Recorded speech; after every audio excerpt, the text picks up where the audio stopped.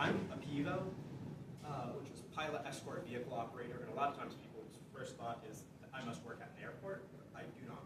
I work around oversized loads.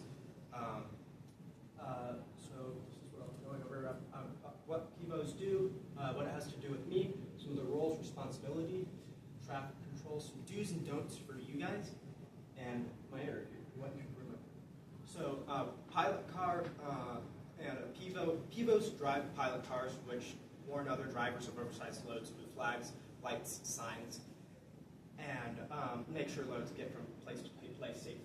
So I got started when I was 16 with a family friend, Peter, who owns an owner-operator of Northwest Specialized Transport. This is him right there driving. He started bringing me out on some of his jobs and encouraged me when I turned 18 to get my pilot car certification, which was an 8-hour course and 2 tests I had to take. This is a Pete's truck, and that's the last load that I piloted for back home. That machine was, I believe, around 80,000 pounds. And some oversized loads can go up well over 200,000 pounds and be 100 feet long by 15, 20 feet wide. So there are a few different roles with PEVOs. There's a chase car, which is behind the load. There's sometimes a steer car, which you can't really tell from the outside. They'll have specialized trailers that use wireless remotes to steer. The steer car is right behind it, steering the rear end of that trailer. And then there's the lead or the pull car. If you have an overheight load, the lead car, which is in front of the semi, will have a pole on it that's adjusted to the same height. If that pole strikes anything, the load has to stop. They have to measure. They have to make sure it's not actually going to hit something like a bridge or power lines, stuff like that. And then, so some of the responsibilities of a PEVO, we do traffic control, which is one of the most dangerous positions for a PEVO to be in. We warn other drivers. We make sure that the load gets from point A to point B without hitting anything and nobody hitting it. And we interfere when somebody is posing a risk towards the load. So this is Slow Your Pace, Give Your Space. This was done by the Evergreen Safety Council, which is one of the leading companies that does pilot car training. That's where I took my training at.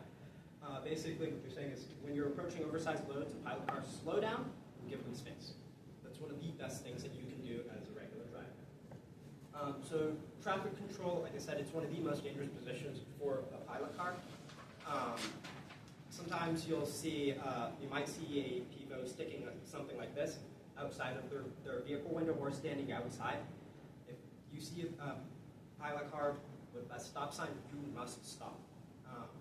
There is a reason. It could be something as simple as they're coming across a bridge that's not very wide. There's not enough room for the load and a car. Some do's and don'ts that you can do as an everyday driver. So you want to pass quickly. Because the longer you're next to a load, you're more likely to possibly be hit by flying debris. Pilot cars may not be able to see you. The truck drivers may not be able to see you, and that puts you in a dangerous position. When you are passing, be as far over as you can. Give them space. And you want to pay attention to any signals or signs from PEVOs. You also want to be patient. Sometimes the load may be going 15, 20 miles an hour under the speed limit. And they're doing that for a reason, because we don't really want 200,000 pounds crashing into somebody's house. And then some don'ts are, don't pass slowly to gawk the load. I know sometimes things are cool, it's big machines or even full buildings sometimes, but like I said, the longer you're next to the load, the more your risk. So you do not pass on a 2-lane road unless you're directed to do so, because a lot of these loads, they're so wide, you have no idea what's in front of the semi. Pilot cars and the semi-drivers see things that you do not see. And don't get between a load and a chase car. One of the main reasons for that is because sometimes those chase cars are also steer cars, and you can't tell from your vehicle. And all of a sudden now that steer car can no longer see the back of that trailer clearly. And this has happened so many times when I was doing loads. Don't try and pass multiple times if a pilot car is blocking you. They're blocking you for a reason. Like that last load I did back home, somebody repeatedly tried to pass me on the right side 3 or 4 times.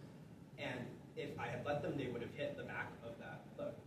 So obviously I can't let them do it. So I did my interview with Coast to Coast Escorts. and had their safety officer and 2 of their main pilots. So according to them, their safety director, Richard Pinkerton, the drivers need to slow down and give the load space. Teaster Dukes, one of their main pilots, has also witnessed multiple pilots be struck by other vehicles when they are running traffic control. Like I said, that's one of the most dangerous positions. So pilot cars are there for your safety. They aren't there just for you to look at or just to say, oh, there's a big load here. They're there to keep you from being stupid or any other. So David, one of the other pilots, stated that people need to think of oversized loads as moving construction zones. When you drive through a construction zone, there's flashing lights. You slow down, you're careful. Just because that the construction zone is moving doesn't mean you should ignore those rules. What you guys should remember, slow your pace, give them space. Even though it looks cool, don't gawk. Don't pass in 2-lane roads. Get over as far as you can when passing.